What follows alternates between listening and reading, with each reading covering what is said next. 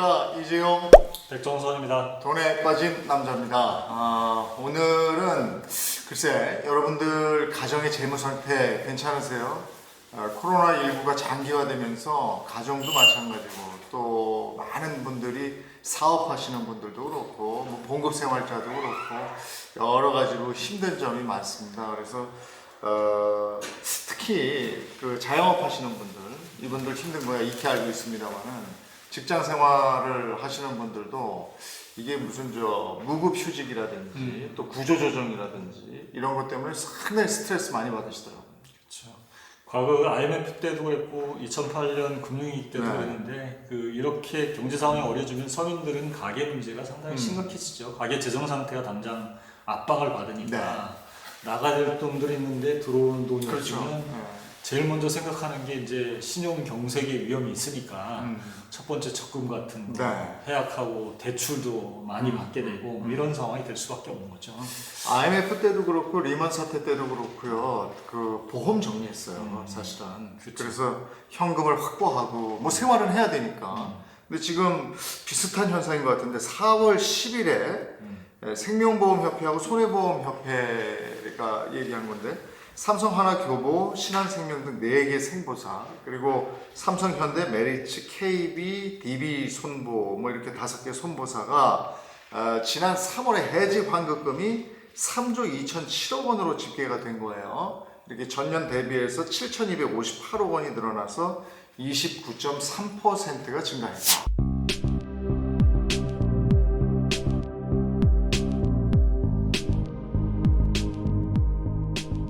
이렇게 되어 있습니다. 실제로 이게 그 코로나19 사태 본격화된 2월 달부터 해지 환급이 급증했다고 해요.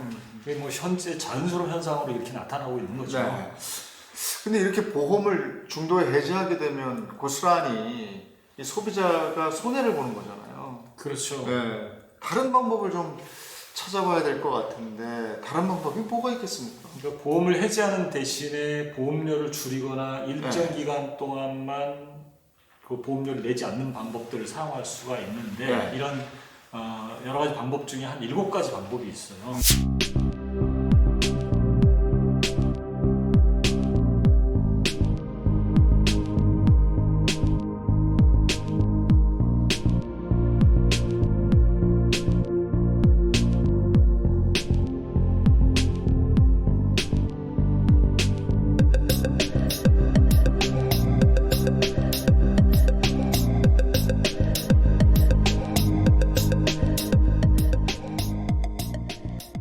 그 7가지 방법 중에 첫 번째는 감액제도라는 게 있습니다. 감액제도는 보험금과 보험료 수준을 낮추는 방법인데요. 예를 들면 1억짜리를 가입했는데 5천만 원으로 줄이면 5천만 원이 보험금이 줄어들잖아요. 그럼 보험료도 그에 맞게 비례적으로 줄어들겠죠. 그럼 그 절반 금액은 해약환급금, 해약하는 것으로 가정을 해서 해약금을 지급하는데 이제 두 번째 방법이 또 하나 있는데 감액 완납제도라고 하는 건요.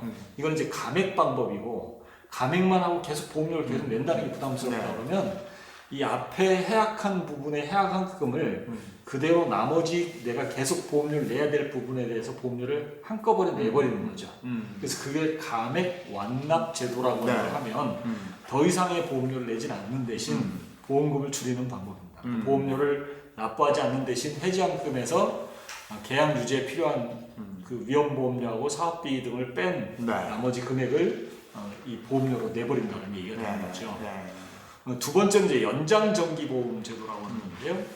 감액 완납과 마찬가지로 더 이상 보험료를 내지 않는 방법인데 대신 보장기간이 축소되는 방법이죠. 그러니까 감액 완납이 보험 기간을 보험 금액을 줄인다고 하면 그리고 나머지를 완납해버린다고 하면 그 연장정기보험은 보험금 수준을 유지하면서 보장기간이 짧아지는 것이 특징입니다. 예를 들면 1억짜리 보장을 30년 보장받기로 했는데 연장정기라고 하면 이제 30년 보장을 15년 보장하고 그 기간을 줄여버리고 보장기간을 그리고 보험 금액은 똑같이 1억을 보장받는 동일한 개념을 가져가는 게 이제 연장정기보험이라는 거죠. 제가 아는 것도 그게 있던데 보험료 자동 대출 납입 제도인가? 그렇죠. 그거는 이제 보험금 내는 거하고 나중에 탈 거하고 이런 거에 상관없고 그 제가 어느 기간을 정해 놓으면 자동으로 대출된 돈으로 보험료를 매달 낼 수 있는 뭐 이런 거 아닙니까? 그렇죠. 이제 내가 그동안 불입한 보험료가 있으니까 그 불입한 보험료를 나중에 중간에 내가 찾는다고 하면 그 찾는 금액이 얼마가 될 것을 예상해서 그걸 담보로 해서 대출을 받은 다음에 대출해서 매달 보험료를 내주는 그런 방식이 이제 자동 대출 납입 제도라고 하는 거죠. 그 외에도 이제 보험료 납입을 일시에 중지하는 기능이 있어요. 그러니까 일시 중지하는 방법이 있는데 이제 변행 유니버셜이라는 보험이라든지 유니버셜 보험에 이렇게 주로 써요. 그런데 이제 변행 유니버셜의 경우 활용하는 그런 내용들을 보면 보통 한 18개월에서 뭐 2년, 3년, 5년 의무 납입 기간이 이제 정해져 있거든요. 이 정해진 기간 동안만 넘어서면 그 다음부터는 보험료를 납입하지 않아도 추가로 내 보장을 위한 보험료가 필요할 때까지 보험료 납입을 중지할 수가 있어요. 이런 납입 중지 제도라는 것도 있어요. 제가 또 보험 공부할 때 보니까 그게 있던데 급전이 필요할 때요. 그 해지 환급금이든가요. 그 범위 내에서 대출을 받는 그렇죠. 이런 게 있던데요. 그렇죠. 그러니까 보험 계약 대출을 긴급한 상황에서 해약금 범위 내에서 일정액을 대출을 받는 방법인데 해약금의 50% 내지는 뭐 90% 담보로 대출을 주는 제도가 있고 이건 별도의 심사가 필요 없어요. 그러니까 원금 상환 없이 이자만 계속 납입하면 되는 그런 제도라서 그럼 보험은 유지되냐? 보험은 그대로 유지되는 그렇죠, 거죠. 그렇죠. 대출을 받는 거니까요. 근데 이런 방법이 있음에도 불구하고 정말 눈물을 머금고 지금 당장 해약을 해야 된다. 그럼 우선순위를 잘 선정을 해야 될 것 같아요. 무턱대고 해약하면 안 되죠. 제가 보기에는 보험 해약할 때는 보장성 보험은 최대한 놔둬라. 그리고 저축성 보험을 정리해라. 왜냐하면 저축성 보험은 그나마 해약금도 많이 나오고 중도에 내가 찾을 수 있는 돈도 많다는 거죠. 근데 보장성 보험은 월 보험료가 보장성 보험료, 저축 보험료보다 확실히 저렴한 데다가 나중에 재가입할 경우 재가입 시점의 나이, 위험 정도, 그 다음에 혹시 질병을 앓은 적이 있으면 그 기간이 경과되지 않으면 가입이 안 되거든요. 그러니까 그런 것들을 고려해서 시간이 지나도 뭐 가입하는데 문제가 없는 것은 저축성 보험이니까 보장성 보험료를 놔두고 저축 보험료를 먼저 정리하는 방법을 택하라는 거죠.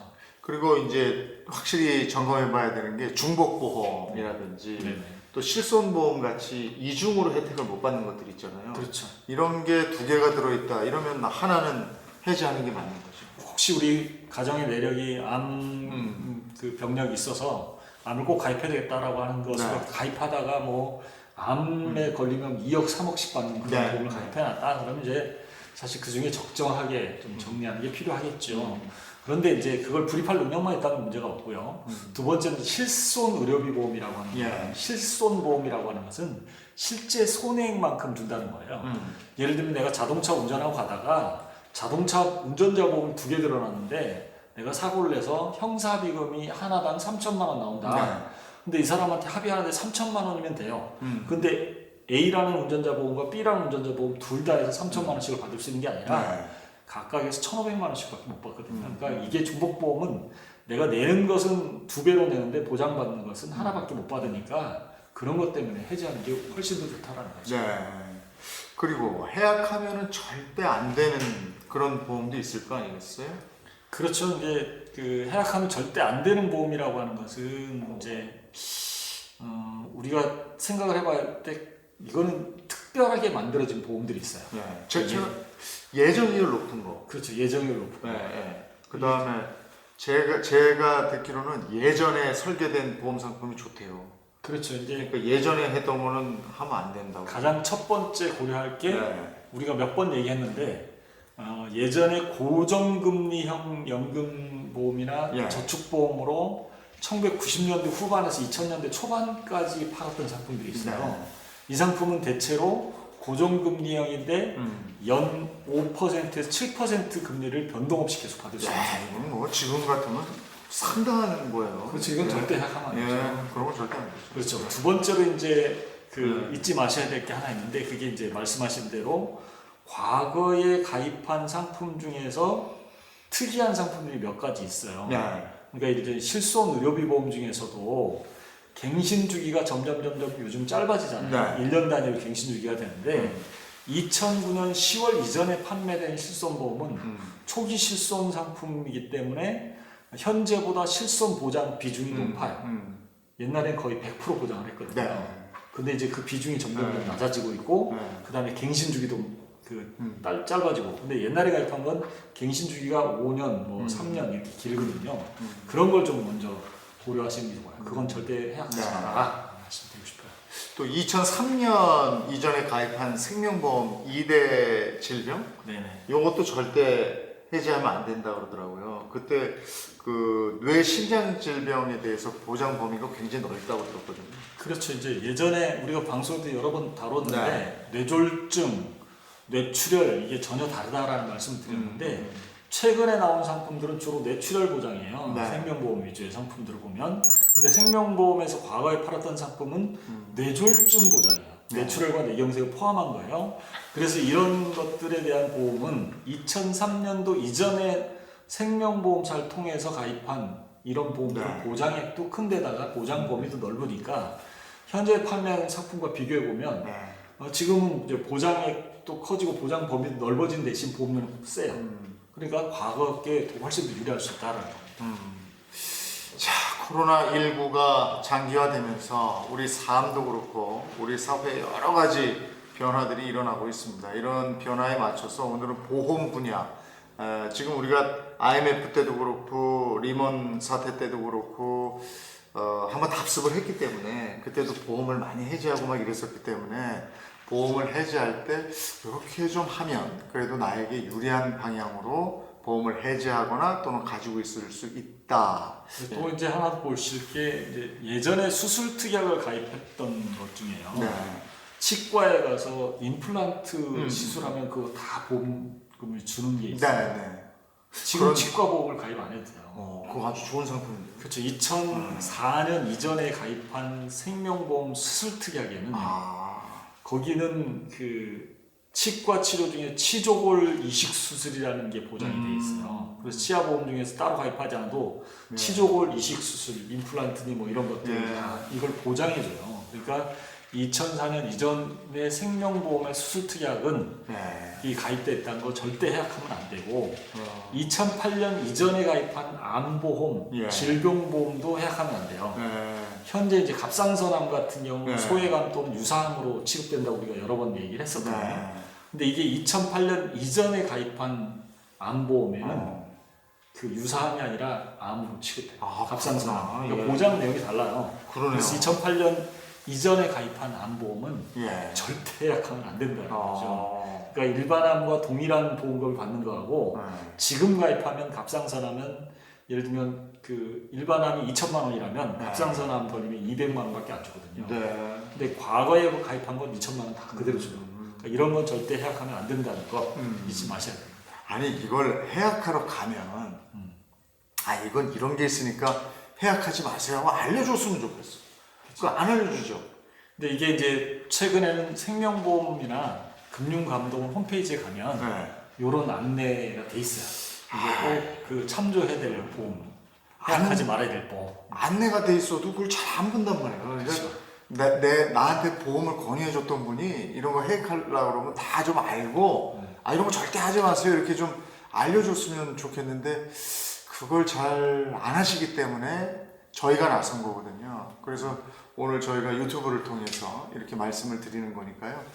혹시 잘 모르시겠다 하시면 저희한테 문의를 좀 주세요. 그러면 저희가 유튜브 방송 중에 더 구체적으로 말씀을 드리겠습니다. 오늘도 방송을 보시고 야 이게 도움이 됐다 싶으시면 좋아요하고 구독 눌러주시면 저희가 더 상세히 알아보도록 하겠습니다. 함께해 주셔서 고맙습니다. 감사합니다.